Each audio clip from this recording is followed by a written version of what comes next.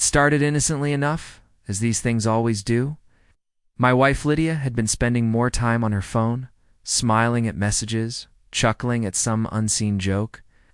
When I asked, she'd brush it off, claiming it was a group chat with her colleagues. I wanted to believe her for the better part of 10 years. Lydia had been my partner, my confidant, my world. But something in my gut whispered that this wasn't just about work memes. I was hesitant to act on my suspicions. I've always believed in the sanctity of trust. But there comes a point where trusting someone blindly can make you a fool. That's why I started paying attention. Little things, really an unfamiliar cologne lingering on her clothes. Her suddenly late nights at the office, and her disinterest in the life we had built together. It hurt, but I needed proof before I could confront her. One evening, she told me she was heading out with her girlfriends for a wine night. I nodded, pretending to accept her story. As soon as she left, I got in my car and followed her. My hands trembled as I watched her from across the street. She stepped out of her car, smoothing her dress, and walked inside like she had done it 1,000 times before. I waited. 15 minutes later, a man joined her. He was tall, well-dressed, and confident. They shared a laugh before disappearing into the elevator. The betrayal hit me like a freight train. I'd loved Lydia with every fiber of my being, and she'd repaid me with lies. I drove home, my knuckles white on the steering wheel, and waited for her to return. She came back around midnight, smelling faintly of whiskey and musk. When I asked how her night was, she smiled and said it was great. I didn't confront her, then I needed time to process, to plan. I wasn't going to blow up my life in a fit of rage. No. If she wanted to play games, I'd play too. The first step was hiring a private investigator. If I was going to confront her, I needed undeniable evidence. Over the next few weeks, the PI sent me photos and videos that made my stomach churn. Lydia wasn't just seeing this man, she was deeply involved with him. They went to fancy dinners, spent weekends together, and even exchanged gifts, like watching a bad soap opera starring my wife. But the final straw came when I discovered she'd been using our joint savings to fund her escapades.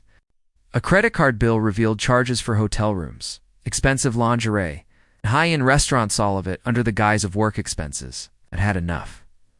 One Friday evening, I set the stage.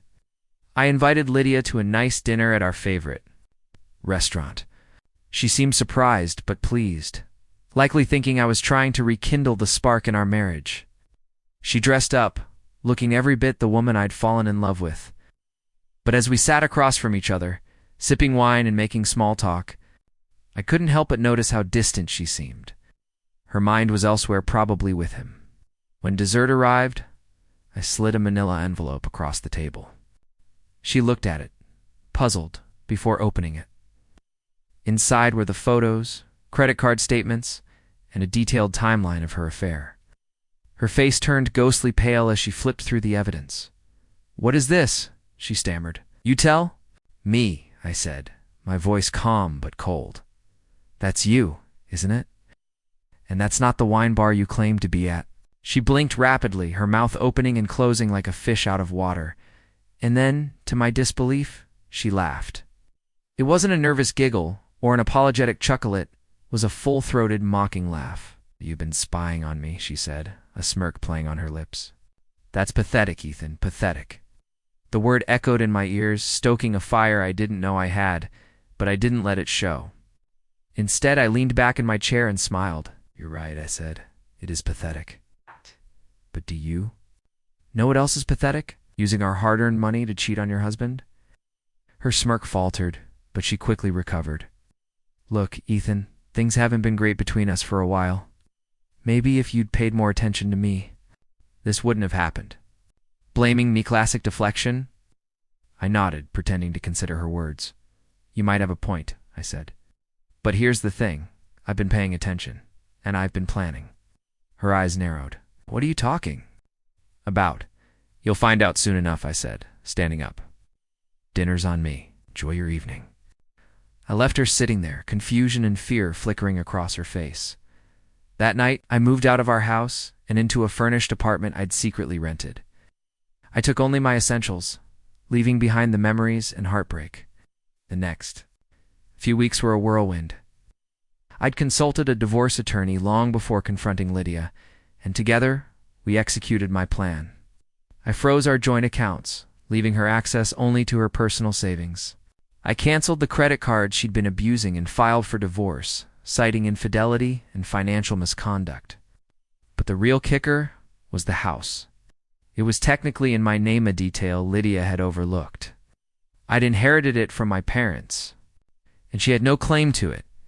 When the divorce papers were served, she was forced to move out, scrambling to find a place to stay. Her lover didn't take kindly to her sudden financial troubles, apparently. He wasn't as invested in their love as she thought. Within a month, he ghosted her, leaving her alone to face the mess she'd made. I didn't stop there. I gathered evidence of her affair not just for the divorce, but also to protect myself from any future claims she might make. The photos, the texts, the receipts, all of it was airtight. When she tried to play the victim in court, claiming I'd been distant and unloving, my attorney laid out the facts. The judge wasn't sympathetic. In the end, Lydia got nothing: no alimony, no share of the house, and no sympathy from anyone who'd heard the story. Her friends distanced themselves, unwilling to be associated with the fallout. Even her family, who once adored me, admitted she'd crossed a line. As for me, I walked away with my dignity intact and a newfound sense of clarity. The betrayal had been devastating, but it also freed me from a toxic relationship I'd been blind to for years. I threw myself into my work, my hobbies, and my friendships, rediscovering the parts of myself I'd lost while trying to keep our marriage afloat. One evening, months after the dust had settled, I received a text from Lydia. It was brief but telling. "I'm sorry for everything. I miss you." I stared at the message, a wave of emotions washing over me. But instead of replying, I deleted it. Lydia had made her choices, and so had I. My life was finally moving forward, and there was no room for the past. Sometimes justice isn't about revenge or making someone pay. It's about reclaiming your power, your self-respect, and your peace. And in that sense, I'd won. For the first time in years, I felt free,